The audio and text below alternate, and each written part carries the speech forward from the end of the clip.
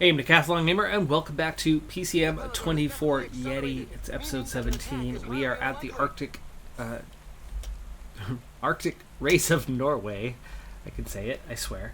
12.5k left to go in this one. Setting up our lead out.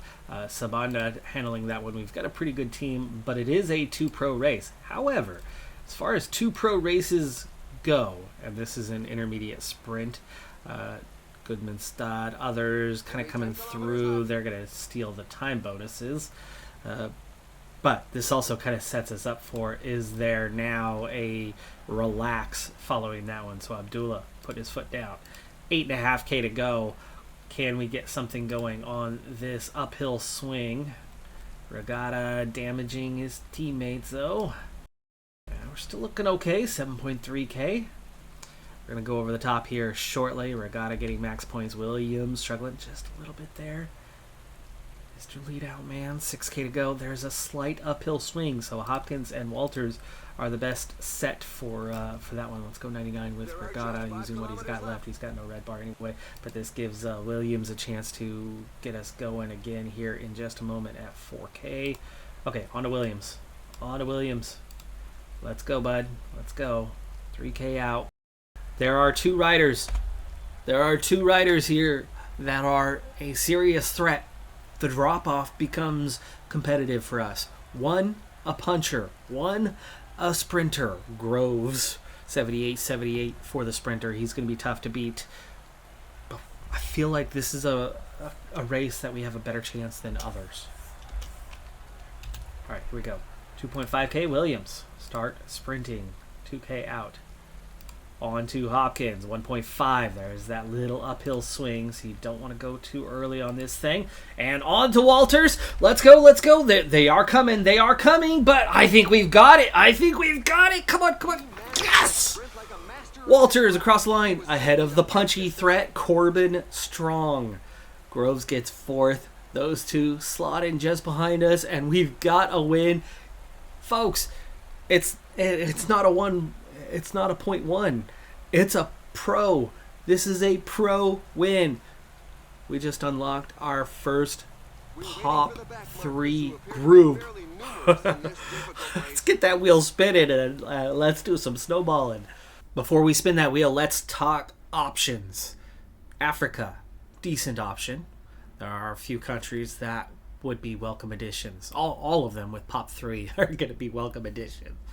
But Asia, it's a weak option. All of them are 3-1 nations. We don't want to draw Asia. The Americas is your top option.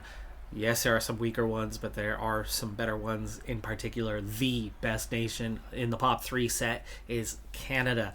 A 3-4 nation for training. There's got to be some quality in that Canadian pool. You very much want to get the Americas. The Baltics is also a very good second option with a couple strong nations, a few strong nations in there.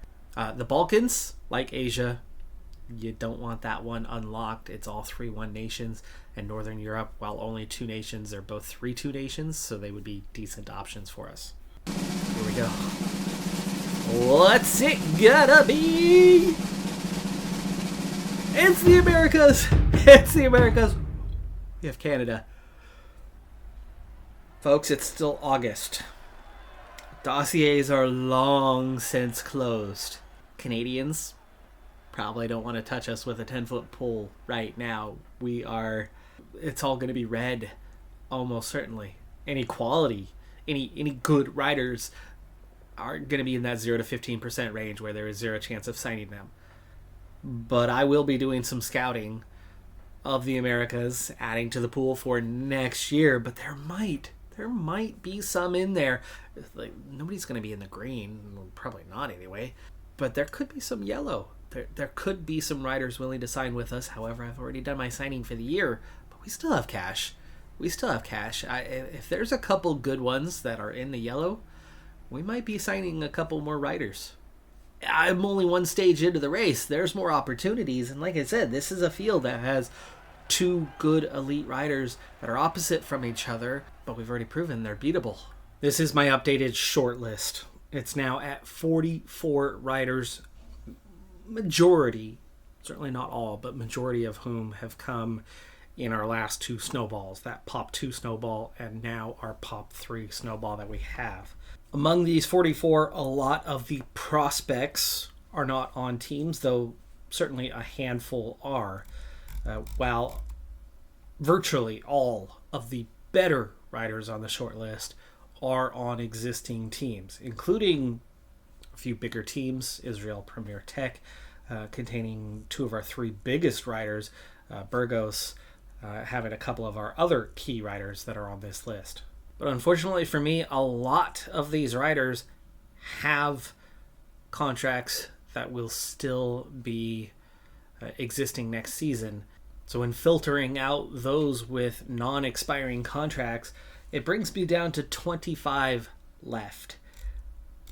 You could see the half of these riders are very much on the prospect side, where it does leave me with a dozen or so riders that are capable in one way or another of contributing here and now to the squad. And realistically, looking at the new faces, which make up the bulk of that list of a dozen or so riders, by the way, it's 5 nations that we just added on. Of course, the aforementioned Canada is the big player in this one, and you can see that our top 3 are all there. Michael Woods, about to retire. Derek G, who just took 9th at the Tour de France in just his 2nd ever Grand Tour, and he was 22nd in his first Giro a year ago. Derek G, he's got a long-term contract, and plus, especially under the circumstances, dossiers are long gone. And so I developed a short list of 7 riders, all within those 5 nations: Canada, Brazil, Costa Rica, Guatemala, and Chile. I developed a short list of 7 riders that have expiring or have no contract. Having gone in to see what their interest levels were, 5 of those 7, which are 7 of the top 8 riders here. And out of those 7 riders that I picked out, 5 of them have no interest in signing for us this year.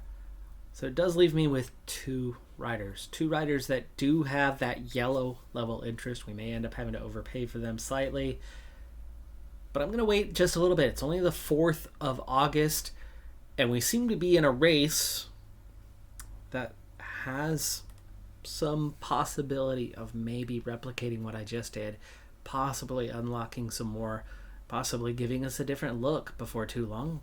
For one thing, I have 2 months to make signings happen, but of course things start to unravel pretty quickly by the middle of August.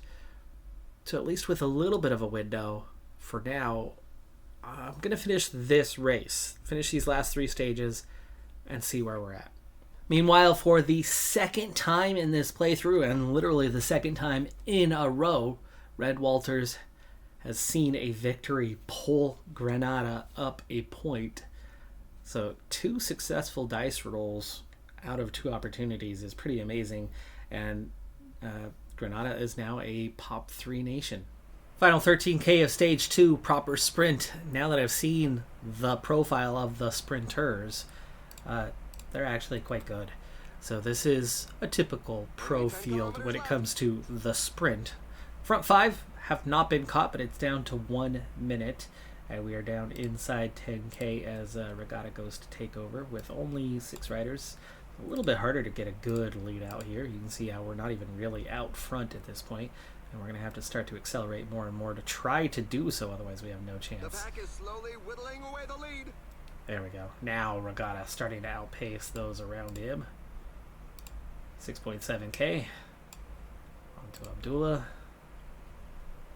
Stelvin caught the front 5.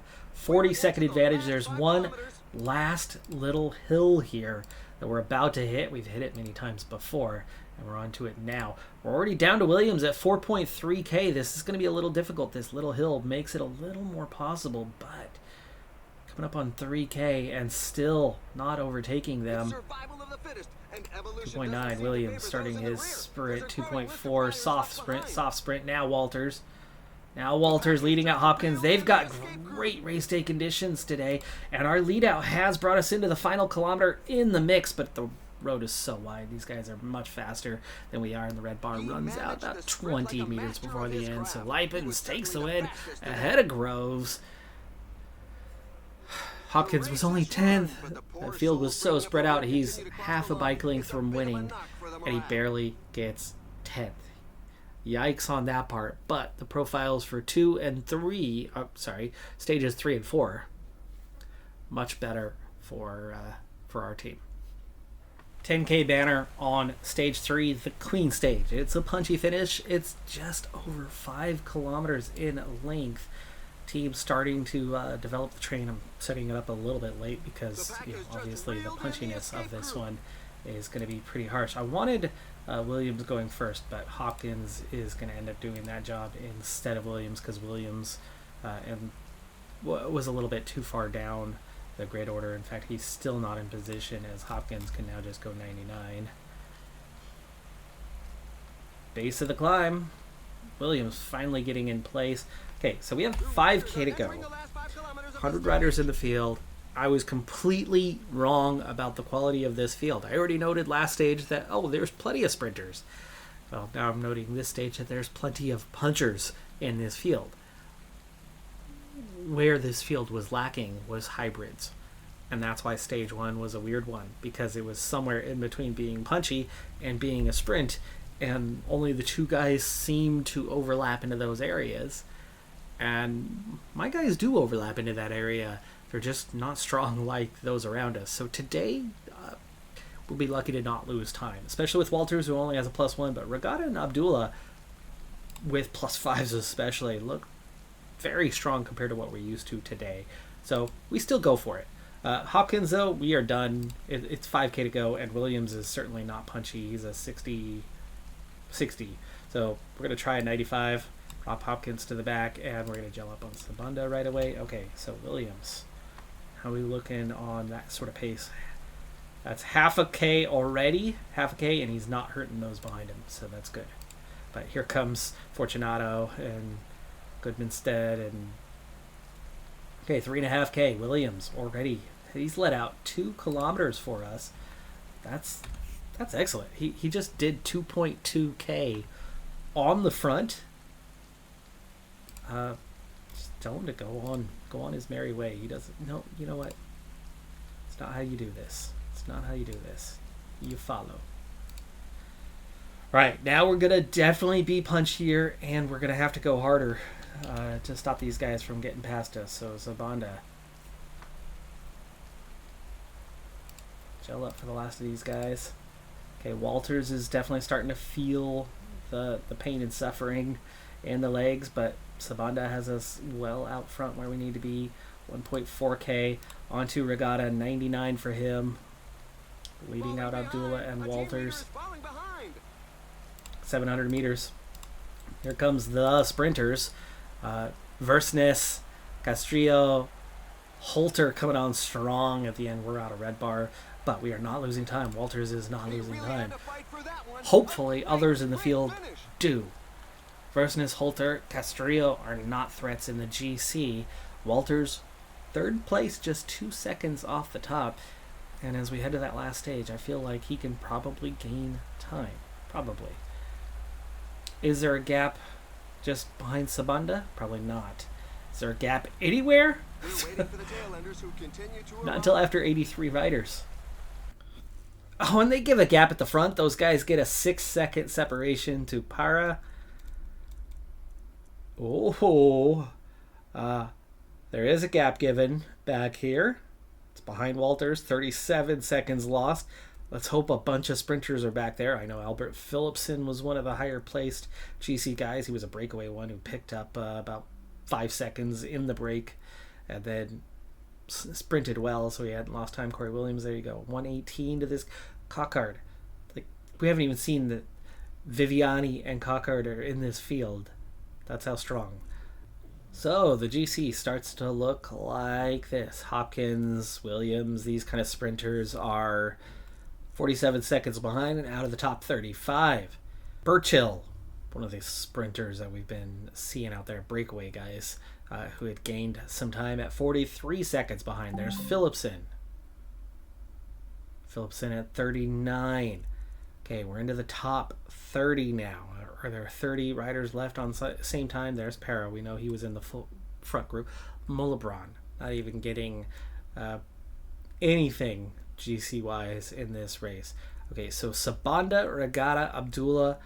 Look at that. These guys are in the top 10. 16 seconds down is your general peloton who has not gained or lost time at this stage. The top 6 have all gained time. Castrillo, there is Walters, now 5th place, but only 6 seconds off. There is Leipens still in contact, so he did not lose time. Goodmestad did not lose time. So there's 3 of us left, contenders. 3 contenders remaining, all in touching distance of guys who are not going to feature in the last stage.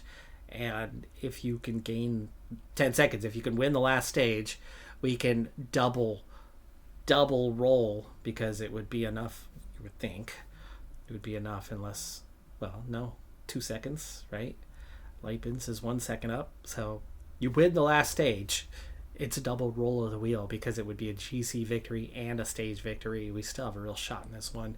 Either way, we're looking at a potential top 5 finish for this race, with multiple riders in the top 10 otherwise. Very beginning of the stage, there's a sprint point very early on and a chance to gain 3 seconds. So we're going to be aggressive to get after that 3 seconds. Now speeding things up. We've got 5K to go. There are 5 riders who have attacked but have not gained any separation. They've used up their sprint, and you can see we're pulling them back pretty quickly, but we're already inside just 4K now. So having to go kind of full gas to set this one up. 3K. Let's go straight to Williams. Let these guys drop behind. 2.4K, 2K. Okay, so Williams starting to sprint. 1K for Hopkins and Walters. Okay, Hopkins, I want you to fall in behind Walters. Hopkins.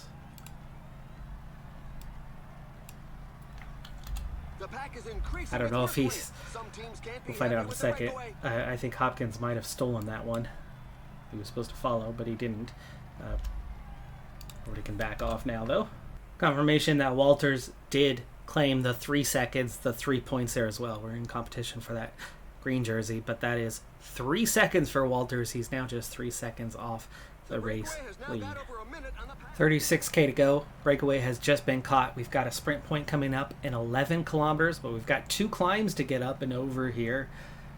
We don't want to burn too much energy, but if we can, we're going to go for the intermediate sprint here as well. Getting the last 3 seconds we need to be equal on top, but that would not be enough to secure the win. We would still need a podium finish to gain 4, 6, or 10 seconds and finish that job. So first time over the climb, and you can see some of the guys are getting quite tired. It's been an aggressive day. Sabanda, who, you know, we're looking to have a good finish overall, but I'll take riders dropping off if it means getting us where we need to be. Let's push a little bit harder here. 87 now. This is the climb. This is the finishing climb, by the way, so it's not serious, but it could impact Walters. 91 left in the peloton. We're over that. We've got 3K to go. We don't need everybody, but we do want to get Walters out there. So who is protecting him? Let's use Williams. Williams is way back here. Williams go 99. And then who's with us? Abdullah.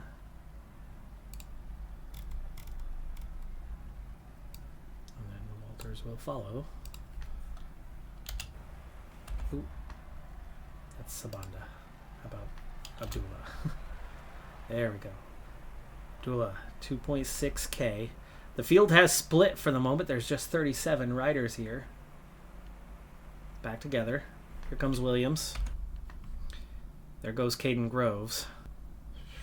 1.2K out. Walters. Williams, I think you're too late to this party. Abdullah, sprint.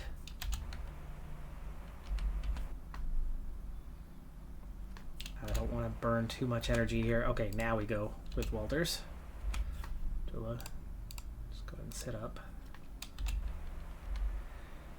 Walters, second over the line.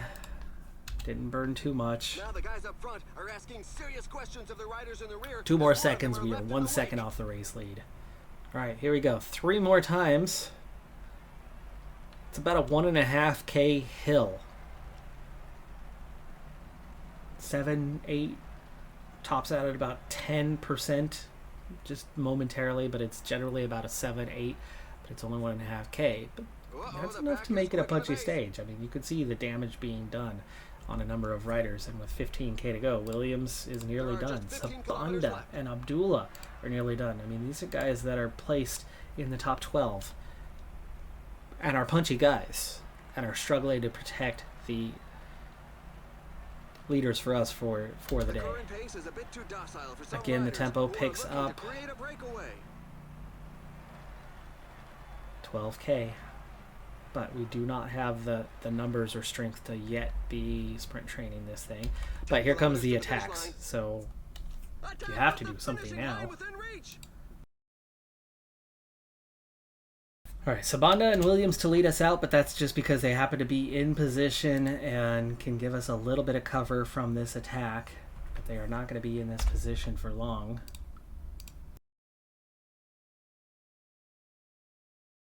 But we are countering the attacks, except for Messel, Stofferson, 2 goals.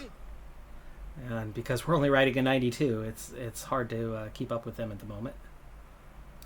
Gel for Hopkins, just over 6K.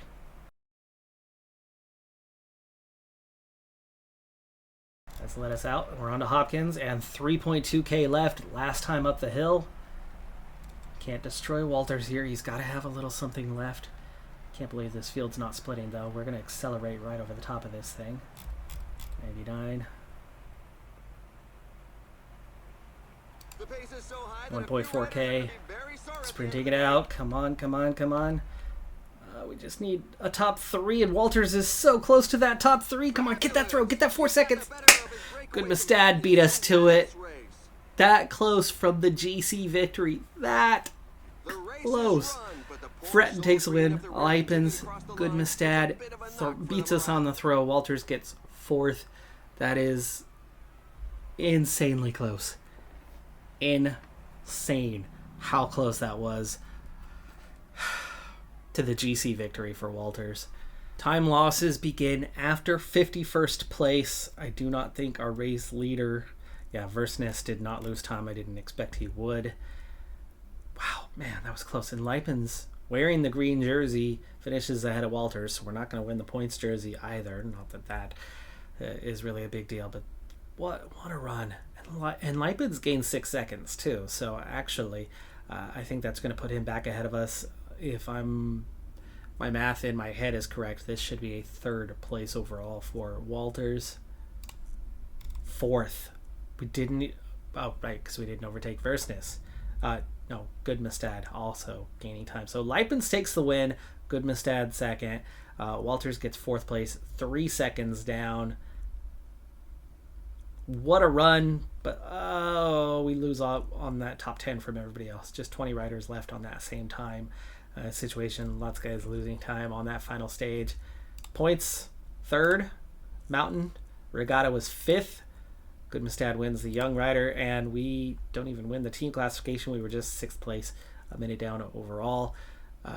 Good run. So close.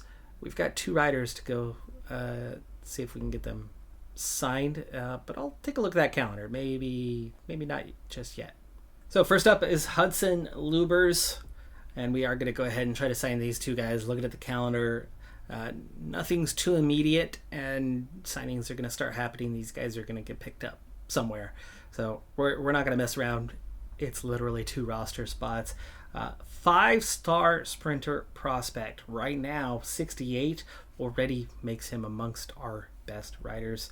It won't take him long, and at just 19 he should develop pretty rapidly.